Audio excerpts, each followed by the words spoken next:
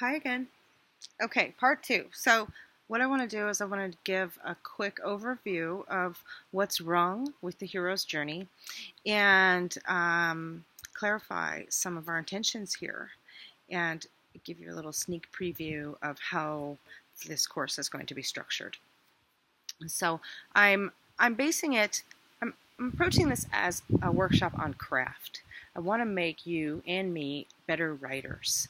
And to do that, to become better story crafters, then we have to focus on the three elements of a story, which is plot, theme, and character.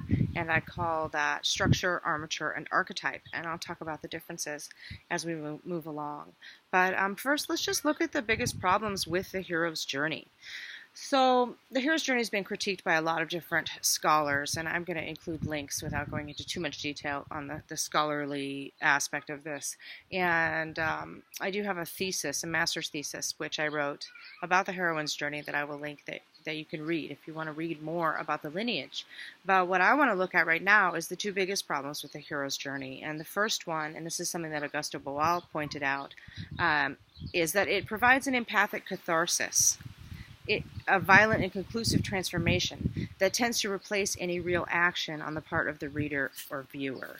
So you're angry at the system, you're frustrated, you wish you could fight back, you feel oppressed, and then you watch a movie about somebody overcoming that, and it's really big and explosive and violent and intense, and that provokes a reaction in your nervous system, which simulates having reached some sort of heroic conclusion in real life. And so instead of actually being a hero in your own story, then you submit and go back to work. Oh, it's windy. So that's the first main thing that's really wrong with the hero's journey. And then the other thing that it does is it desensitizes us. Because of all this big explosive stuff, it desensitizes us to a whole lexicon of horrific experiences, from rape and slavery and murder to all-out genocide and the end of the world. And as we get more comfortable witnessing these pretend atrocities, then we disassociate from the very real atrocities that are going on all around us. Anything from just domestic violence next door to, horrible war and genocide that's happening all around us. So it can be really easy to get overwhelmed by all of these problems, and it's very comfortable to just get lost in the imaginary world where people are solving problems like this using violence. But in the real world, we don't have that as an option. Especially as women, we are definitely not going to be able to use violence to solve our problems. We will lose. So it's, for us especially, a bit of a hoax, the hero's journey. It's not giving us any real examples to work from. Can you hear those children next door laughing? So my goal here is to create a roadmap, is to create a formula that can be used like that one has been used for centuries to build these beautiful stories that we get lost in, that stay in our hearts forever, and to experience this transformation, but to have it actually provoke real action and transformation in our real lives, and to also have the place that you go, the special world that you get lost in, be a place where the message is not one of patriarchy and misogyny. So this is what I've been doing, is building this roadmap. And to me, what I see are the primary differences between a hero and a heroine. Now, this isn't really necessarily about feminine and masculine, and it doesn't need to be a dualistic approach, but it's we're creating a subtext. We're weaving in. We're not eschewing the hero. We are unifying and evolving this thing. And to me, this classic hero has always sought triumph and victory and glory. They want to win.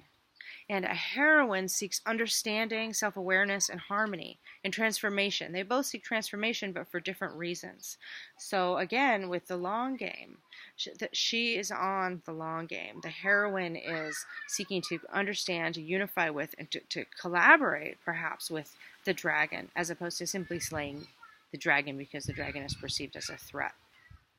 So this to me is so beautiful. It's such a beautiful and subtle shift in the way I approach the telling of stories. But I do want to differentiate between this, because I'm doing this heroine's journey thing, and there's a lot of other types of heroine's journey work going on with women's empowerment and helping people get through middle age and the work that Maureen Murdoch has done with her psychology patients. But I want to differentiate between this like women's empowerment brand thing versus like real empowerment for you as a writer and for your culture around you. And so I want to make sure that we're not just manifesting another generation of like just chick flicks that still rely on this armature that still upholds and supports the patriarchy. That's what I'm seeing so much of with these female heroes lately. They're using violence to solve their problems. They still, fit into this body type and this very heteronormative baby making like focus. Not that there's anything wrong with being heterosexual or a mother, but these stories have been told, and I would like to help tell stories of women who are doing other things, because so many of us are. And so that's where we're going with this. And checking my notes here. So basically, how we translate this from our heads and our hearts onto paper, into black and white, is through those three elements of a story: the plot, the theme, and the character, the structure, the armature, and the archetype. So if you're doing the free mini course, then we're going to just, each day of the mini course, we're just going to visit these ideas: the structure of your story, the armature of your story, and the archetypes that you're using in your characters. And then if you do the extended Heroine's Journey workshop with me, then every class for a year, we go and we do different exercises on each of these three aspects as you're evolving your story, as you're building your manuscript from scratch. So the structure is the narrative journey. So this Joseph Campbell Hero's Journey story arc, that's really very much about the structure. And there is armature and archetypes in there for sure. It's all interwoven, but the structure is the story arc, the narrative journey, the beginning, the middle, and the end. And it's a somewhat linear, somewhat cyclical structure, but you do have to wrap it up at some point. Your book can't go on forever and ever, or your movie or whatever. The story has to come to a conclusion. The armature is the hook. It's the emotional motivation of your characters. It's why your characters are bothering to live that experience, and it's why your readers are bothering to read it. So the armature is really important. It's what you hang your story on. And the archetypes are, they represent these basic human needs, patterns in nature. An archetype is a metaphor, and it's an opportunity. And your characters, if you consider the archetypes that your characters are on purpose, then you can avoid having them be archetypes by accident. I mean, happy accidents are wonderful, of course, as a writer, but we're going to play with archetypes as well. So that's this video. Just wanted to tell you about that, and I'll see you soon.